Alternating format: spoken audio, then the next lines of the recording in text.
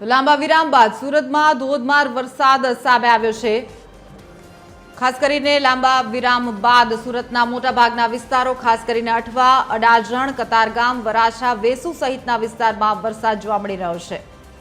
ગરબા આયોજકો અને ખેલૈયાઓની ચિંતામાં વધારો। અત્યારે નવરાત્રી તેની પીક પર છે, 7મું નોરતું અને બીજી તરફ વરસાદ જે રીતે આગાહી કરવામાં આવી હતી, ખાસ કરીને દક્ષિણ ગુજરાતમાં વરસાદ ગમરોડ છે તે પ્રકારના સમાચાર હતા અને તે મુજબ જ વલસાડ અને ત્યારબાદ હવે સુરતમાં વાતાવરણમાં પલટા બાદ લાંબા વિરામ બાદ કહી શકાય કે શહેરમાં ધોધમાર વરસાદ છે તે વરસી રહ્યો છે।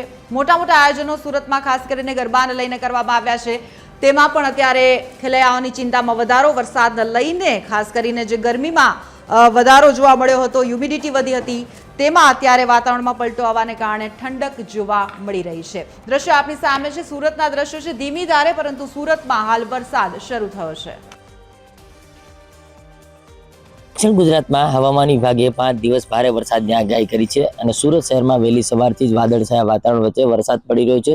જોઈ શકો છો આ દ્રશ્યો અત્યારે સમગ્ર સુરત શહેરમાં અલગ અલગ વિસ્તારો છે કે જ્યાં વરસાદ છે તે ધોધમાર પડી રહ્યો છે। ખાસ કરીને વરાછા, કતારગામ, કાપોદ્રા, ઉધના, અડાજણ, અઠવા સહિતના જે વિસ્તારો છે આ વિસ્તારોની અંદર ધોધમાર વરસાદ પડ્યો છે અને ધોધમાર વરસાદને કારણે રોડ રસ્તા પાણીથી તરબોળ થઈ ગયા છે। અનેક જગ્યાઓ જે છે કે જ્યાં નીચાણવાળા વિસ્તારો હતા ત્યાં વરસાદી પાણી ભરાવાના પણ દ્રશ્યો સામે આવ્યા છે। ખાસ કરીને મહત્વની વાત એ છે કે જે પ્રકારે હાલ નવરાત્રી ચાલી રહી છે અને નવરાત્રી દરમિયાન આ પ્રકારે વરસાદ પડી રહ્યો છે ત્યારે ખેલૈયાઓ અને જે ગરબા આયોજકો છે તેની મુશ્કેલીમાં વધારો થયો છે। ખાસ કરીને જે ખેલૈયાઓ છે એ ખેલૈયાઓ રાત્રિ દરમિયાન ગરબા રમવા માટે કઈ રીતે જશે અને ગ્રાઉન્ડ જે છે તેમાં પણ પાણી ભરાઈ ચૂક્યા છે, તેને લઈને અનેક જે ગરબા આયોજકો છે તેમજ ખેલૈયાઓ છે તે મૂંઝવણમાં મુકાયા છે। પરંતુ જે પ્રકારે વહેલી સવારથી જ હવામાન વિભાગ દ્વારા વરસાદની આગાહી કરવામાં આવી છે અને આગાહી મુજબ શહેરના અલગ અલગ વિસ્તારો જે છે તે અલગ અલગ વિસ્તારોની અંદર જે વરસાદ પડી રહ્યો છે ત્યારે ખાસ કરીને દક્ષિણ ગુજરાતમાં છેલ્લા 5 દિવસ ભારે વરસાદની આગાહી કરવામાં આવી છે। ત્યારે સુરત સહિત નવસારી, વલસાડ સહિતના જે વિસ્તારો છે ત્યાં વરસાદ પડવાની શક્યતાઓ છે અને તેને જ લઈને સુરતમાં વહેલી સવારથી જ વરસાદ જે છે તે પડી રહ્યો છે।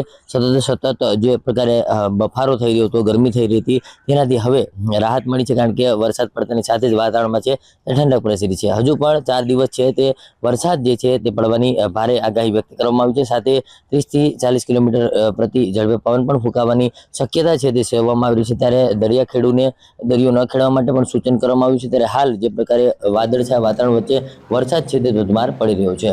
કેમેરામેન જયેશ મિસ્ત્રી સાથે દિવેશ પરમાર, TV30 ન્યૂઝ, સુરત।